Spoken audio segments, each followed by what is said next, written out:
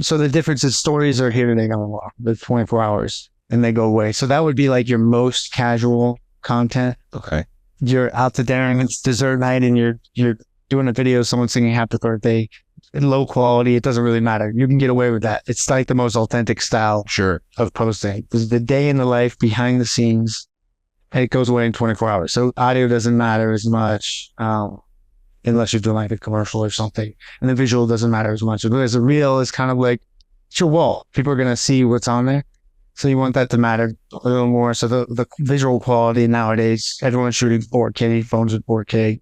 So the quality's got to be really good. But now people are caring about the audio, which is good. You can use AI or correction and have like really super clean audio. But should be, with a cell phone. That's a good point. I like that.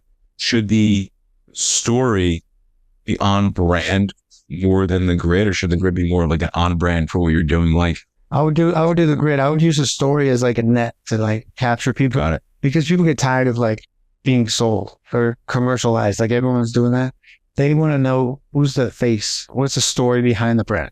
Got it. Who is Dr. Michael? What does he do? This guy does CrossFit every day at 5 a.m. He's cool. I can relate to him. Oh, he has laser relief. And then all of a sudden you have a client thing. Okay. I'll start. So more people can connect more. Got it. They can connect a lot better. So this guy's just human. He's not like just trying to sell me something. Okay. Think about all the people that you follow and why do you follow them? There was something about them, like on a personal level that you can connect with.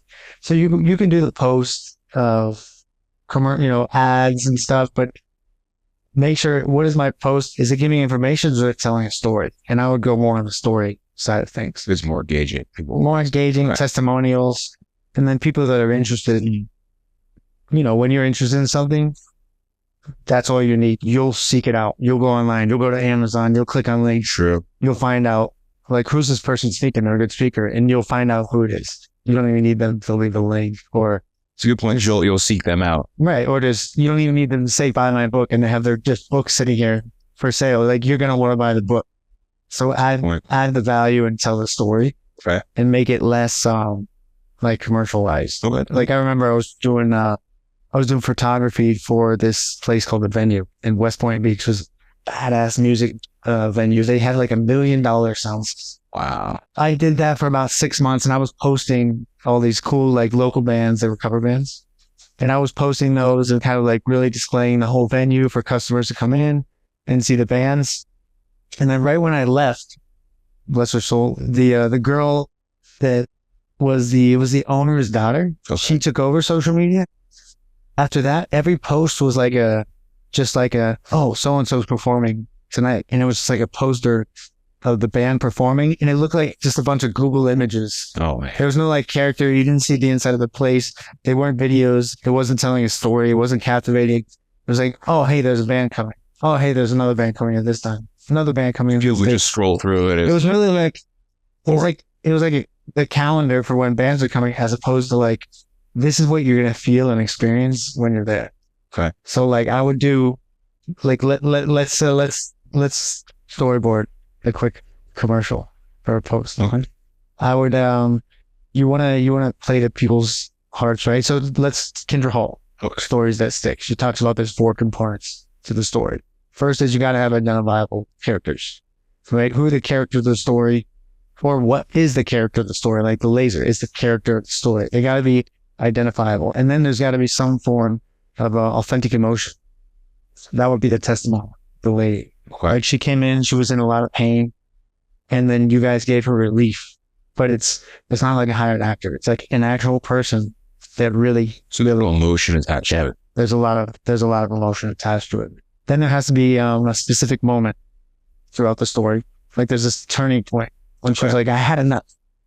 I can't lift up my kid and I can't go to work and this is affecting my family life. So I had to go get good help. And then you talk about a lot of specific details. That's the important thing, specific details throughout. So you have this lady who's in pain and this is not about getting laser treatment.